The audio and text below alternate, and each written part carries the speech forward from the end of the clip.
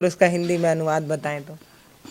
देखिए, जो है हम आपको एक कथा सुनाते हैं श्री रामचरितमानस का। भगवान राम से अगर कोई प्रेम तो सब करते हैं, लेकिन कोई सबसे ज़्यादा प्रेम करने वाला है तो वो माता कैकेयी है। लोग तो समझ नहीं पाते हैं, कहते हैं कि वो तो वन में भेज दी थी, वो कैसे प्रेम करती हैं। तो वही सबसे ज़्यादा प्रेम करती है। वो वन में भेजी थी तो भगवान राम को दिए हुए वचन को पूरा करने के लिए वो वन में भेजी थी। वही सबसे ज़्यादा प्रेम करने वाली। सभी लोग, सभी माताएं अपने बच्चे को दूध भात खिलाती हैं बड़े प्रेम से।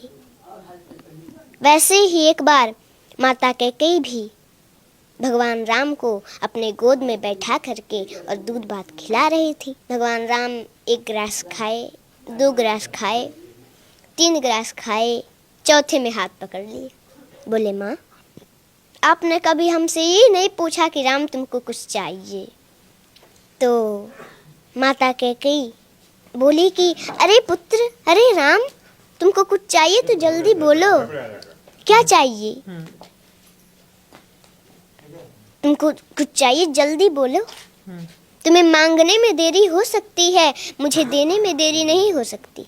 भगवान राम बोले, माँ, पहले मेरी कसम खाओ कि जो मैं मांगूंगा वो दोगी। माता कैकेयी बोली, हाँ राम, मैं तेरा कसम खाती हूँ, जो तुम मांगोगे वो हम देंगे तुमको।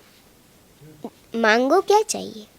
भगवान राम बोले, माँ, लेकिन जो मैं मांगने जा रहा हूँ अगर वो आप दे दोगी तो संसार में कोई भी आपका नाम, अपने बच्ची का नाम नहीं रखेगा। तो कैकेयी माता बोली, मुझे मंजूर है राम, बताओ ना क्या चाहिए। मेरा नाम, अपनी बेटी का नाम कोई न रखे, ये मुझे मंजूर है। मेरा राम प्रसन्न रहे, इससे बढ़कर मेरे लिए और क्या हो सकता है। भगवान राम बोले, माँ, लेकिन जो मैं मांगने जा रहा हूँ अगर आप दे देंगी तो संसार में आपका अपजस होगा।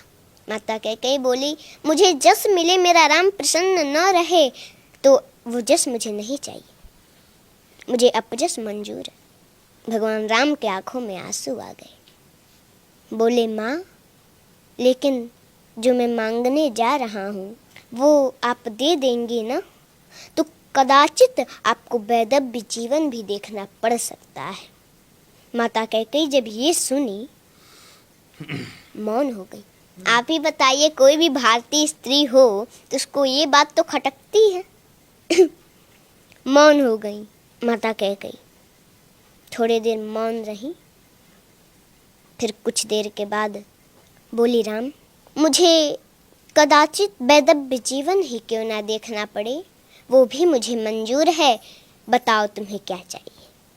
भगवान राम बोले, माँ, एक समय ऐसा आएगा, मेरा विवाह होगा, मैं फिर अयोध्या आऊँगा और उस समय हमारे लिए आपको 14 वर्षों का वनवास मांगना पड़ेगा।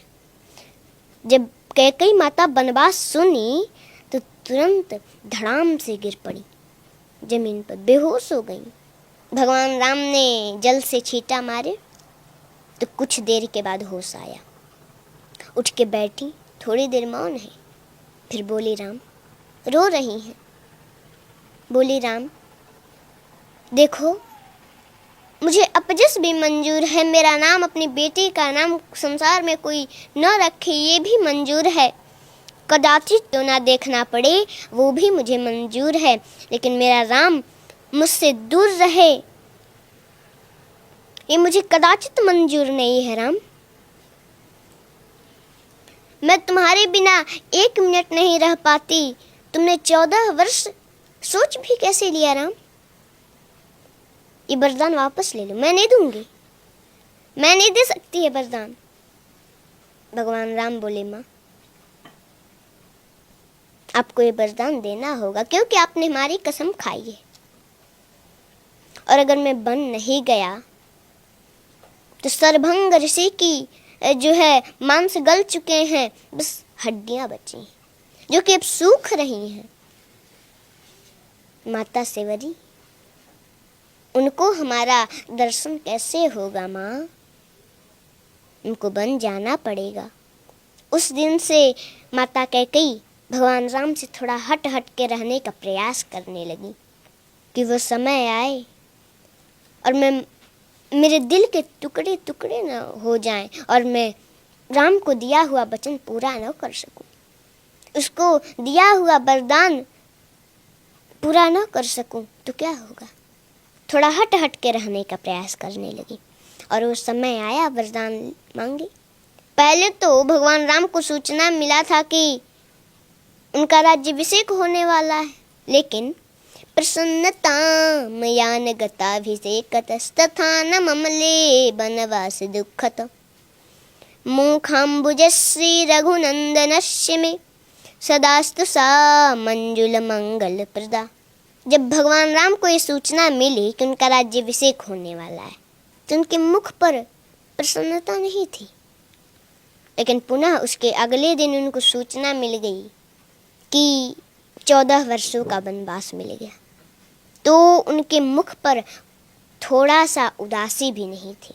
उस समय तो प्रसन्न हो रहे हैं कि अरे पिताजी ने हमको अयोध्या का राज नहीं, पिता दिनी मोहि कानन राजू, पिताजी ने मुझे अयोध्या का राज नहीं, मुझे तो जंगल का राजा बना दिया। वो तो प्रसन्न हो रहे हैं और उस समय उपदेश देते हैं कि कोई भी परिस्थिति हो उसमें प्रसन्न रहना चाहिए, हंसते रहना चाहिए। कोई प्रसन्नता की बात सुन ली, ज़्यादा उसमें प्रसन्न भी नहीं होना चाहिए, और कोई दुख का बात सुन लिया तो उसमें ज़्यादा दुखी भी नहीं होना चाहिए। हर परिस्थिति में एक जैसा रहना चाहिए। जी देखिए,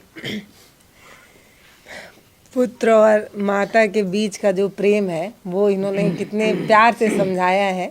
इतना इससे पहले भी कई बार राम कथा सुनी होगी, कई बार आपने मंचों पर सुनी होगी, मैंने भी सुनी है, टीवी में देखा है, कई बार मम्मी के साथ सत्संग जाना हुआ है, लेकिन इतना प्यार से आज तक कभी नहीं सुनी। इतने मधुर आवाज में कहाँ पे ठहराव देना है, कहाँ पर पिच गिराना है कि आप उस वाक्य से जुड़ पाएं, कहाँ पर पिच उठाकर हाई बोलना है, ये एक कला है।